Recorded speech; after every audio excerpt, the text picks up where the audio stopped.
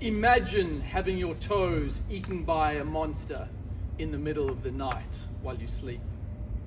This was my greatest fear as a small kid.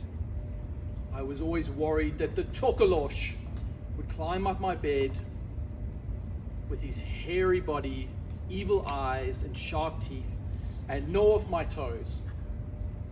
Luckily, my parents obliged to the only mitigant, which was to raise your bed really, really high so that the small evil creature couldn't reach you while you slept. Fortunately, I was spared the evils of the tokolosh, which is normally sent by witch doctors as revenge.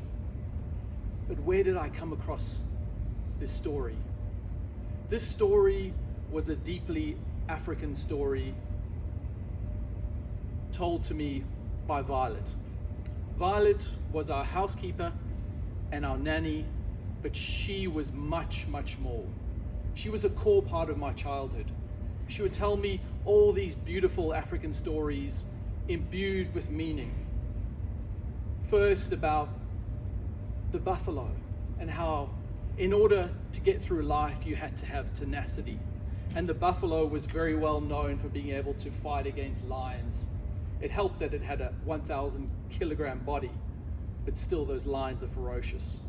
They would also look after those that were injured in their family. They would protect the blind, they would protect the deaf. They were tenacious. She also taught me about the giraffe, who could look above the trees and above the challenges of the daily food and scan the horizon with hope for the next out pocket of trees. And then she taught me about the owl. The patient owl who would sit in the tree, scanning for hours and hours, waiting for a lucky break, and it was ready. Now, years later, I appreciated the tragedy of the context of Violet's life. Violet was in South Africa a domestic worker, one of 1 million domestic workers in South Africa that worked for families and lived away from their own children, raising other families. This was the time of apartheid, where a cruel political regime had raised one nation over another. But I never appreciated this tragedy until I met my best friend at university, Sandile Msimang. Now Sandile, like Violet, was also from the Xhosa tribe. He'd also had a very challenging upbringing in a rural area. But he had the tenacity to take his small talent of numbers and turn it into a genius ability at maths, which led to a lucky break, a scholarship to the University of Cape Town, where we met. We started to become friends, and one night I invited Sandile for coffee. He walked down the passage, opened my door, but there was an invisible barrier at the door. He couldn't get through. He hesitated. And I said, Sandile, what's up, man? And he said, I feel uncomfortable. When I was a kid, my mum was a domestic worker, and I'd visit her during the school holidays, and the family that she worked for wouldn't let him in the house. And so he had this feeling of inferiority because of the color of his skin. And it made me think back to Violet and how she'd been separated from her children. Sandile, despite his circumstances, had this hopeful, optimistic atmosphere about him. And what he'd managed to do was he'd always been tenacious, always been hopeful, and through our conversations, I think, got more and more confident in multiracial settings. And at the time I was at university, South Africa introduced a policy called affirmative action, which was very controversial.